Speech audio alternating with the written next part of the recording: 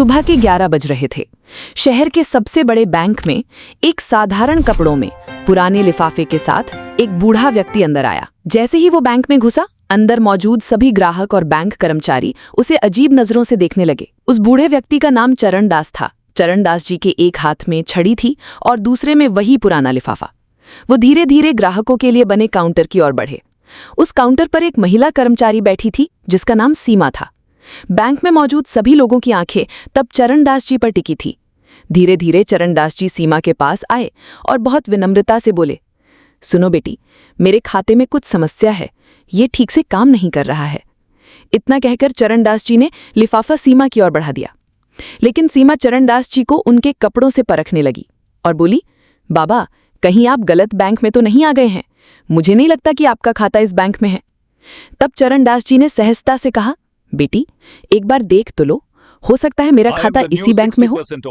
सीमा ने लिफाफा ले लिया और बोली, बाबा, इसमें थोड़ा समय लगेगा, आपको इंतजार करना होगा। इतना कहकर सीमा और बैंक में मौजूद अन्य लोग अपने काम में लग गए। चरणदास जी वहीं खड़े होकर इंतजार करने लगे। थोड़ी देर बाद उन्होंने फिर कहा, बेटी, अगर तुम थोड़ी व्यस्त हो तो तुम मैनेजर को फोन कर दो। दरअसल मुझे उनसे कुछ बात करनी है, मैं उनसे बात कर लेता हूं। इसके बाद सीमा की इच्छा ना होते हुए भी उसने फोन उठाया और मैनेजर सुनील के ऑफिस का नंबर डायल किया। उसने फोन पर मैनेजर को बताया कि एक बुजुर्ग व्यक्ति उनसे मिलना चाहता है। मैनेजर सुनील दूर से चरणदास जी को देख रहे थे। चरणदास जी बहुत साधारण लग रहे थे। मैनेजर सुनील ने फोन पर सीमा से पूछा, क्या ये हमारे बैंक का ग्राहक है या बस कोई ऐसे ही आया है? सीमा ने कहा, सर, मुझे इस बारे में यकीन नहीं है, लेकिन वो आपसे मिलना चाहते हैं। तब मैनेजर सुनील ने कहा, मेरे पास इन लोगों के लिए समय नहीं है, तुम उन्हें बैठा दो, थोड़ी देर बैठे रहेंगे और फिर चले जाएंगे। मैनेजर सुनील की बात मानकर सीमा ने चरणदास जी को वेटिंग एरिया में बैठा दिया। उसने कहा, बाबा, आप वहां बैठिए, थोड़ी देर बाद मैनेजर साहब खाली होंगे, तब वो आपसे मिलेंगे। चरणदास जी वहां से थोड़ा चलकर वेटिंग एरिया की ओर चले गए और कोने की एक कुर्सी पर बैठ गए। सभी लोग अभी भी चरणदास जी को देख रहे थे, क्योंकि यहां जितने भी ग्राहक आते थे वे सभी सूट बूट पहनते थे और चरणदास जी साधारण कपड़ों में थे। उन्हें देखकर ऐसा नहीं लग रहा था कि उनका कोई खाता इस बैंक में है, क्योंकि इस बैंक में केवल अमीर लोगों के ही खाते होते हैं।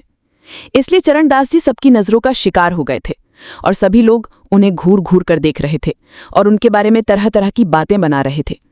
ये बातें चरणदास जी भी सुन सकते थे, लेकिन उन्होंने इन सबको नजरअंदाज कर दिया और अपने नंबर आने का इंतजार करते रहे। वो सोच रहे थे कि थोड़ी देर में मैनेजर आएगा और मैं उनसे बात करूंगा। बैंक के अंदर एक और छोटे पद पर काम करने वाला कर्मचारी था जिसका नाम अमित था।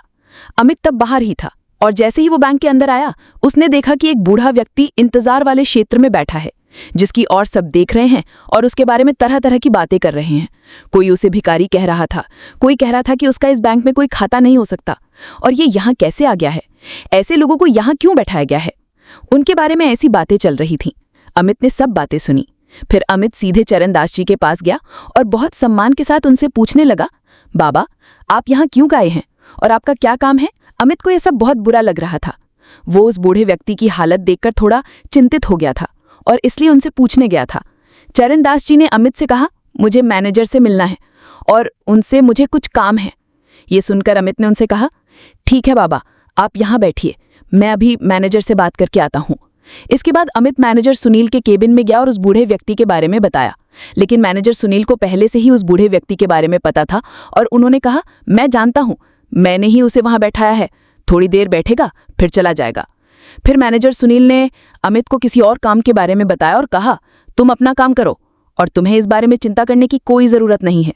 अब अमित दूसरे काम में लग गया और धीरे धीरे उस बूढ़े व्यक्ति को वहां बैठे लगभग 1 घंटा हो गया। 1 घंटे तक बूढ़ा व्यक्ति धैर्य रखता है, लेकिन उसके बाद वो इससे बर्दाश्त नहीं कर पाता है। वो खड़ा होता है और मैनेजर सुनील के केबिन की ओर बढ़ने लगता है। जैसे ही वो मैनेजर के केबिन की ओर बढ़ता है, मैनेजर देखता है कि बूढ़ा व्यक्ति उसके पास आ रहा है। तब वो जल्दी से केबिन से बाहर आता है और बूढ़े व्यक्ति के सामने खड़ा होकर अहंकार से पूछता है, हाँ बाबा, बोलिए, क्या समस्या है आपकी? चरणदास जी ने लिफाफा आगे बढ़ाते हुए कहा, बेटा, ये देखो, मेरे बैंक खाते का विवरण इसमें है और मेरे खाते से कोई लेन देन नहीं हो रहा है। तुम देखकर बताओ तो इसमें क्या समस्या हो सकती है। ये सुनकर मैनेजर सुनील ने थोड़ा सोचा और कहा, बाबा, जब किसी बैंक खाते में पैसे नहीं होते हैं तो ऐसा ही होता है।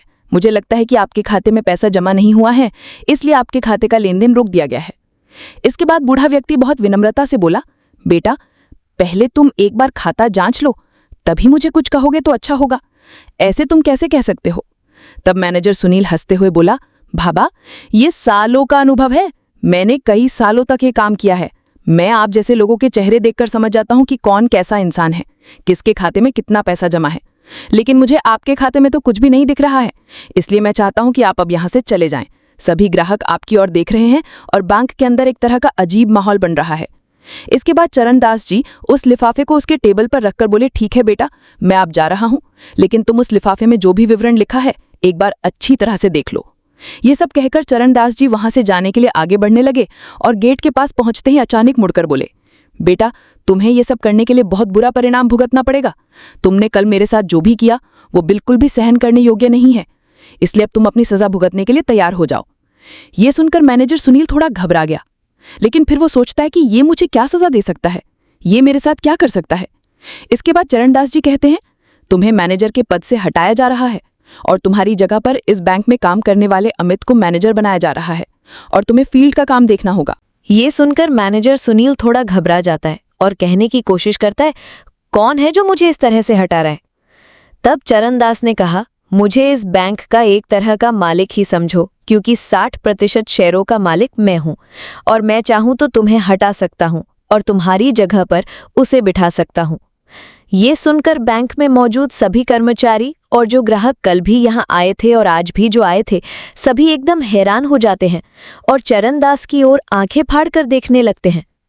इसके बाद वो व्यक्ति जो चरणदास के साथ आया था, उसने अपना सूटकेस खोला और एक बैग निकाला जो अमित की पदोन्नति के बारे में था।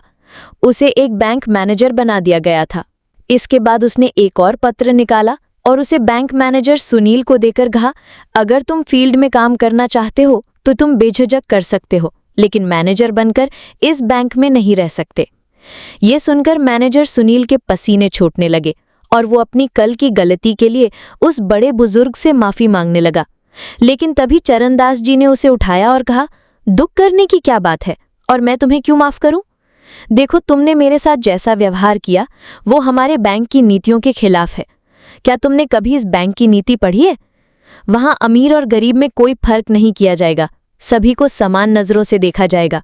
दरअसल इस बैंक की स्थापना चरणदास जी ने ही की थी और उन्होंने पहले ही घोषणा कर दी थी कि यहाँ किसी को गरीब या ज्यादा अमीर नहीं माना जाएगा, सभी के साथ सामान्य रूप से व्यवहार किया जाएगा और अगर कोई बैंक कर्मचारी ऐसा कुछ करता है तो उसके खिलाफ सख्त कार्रवाई की जाएगी।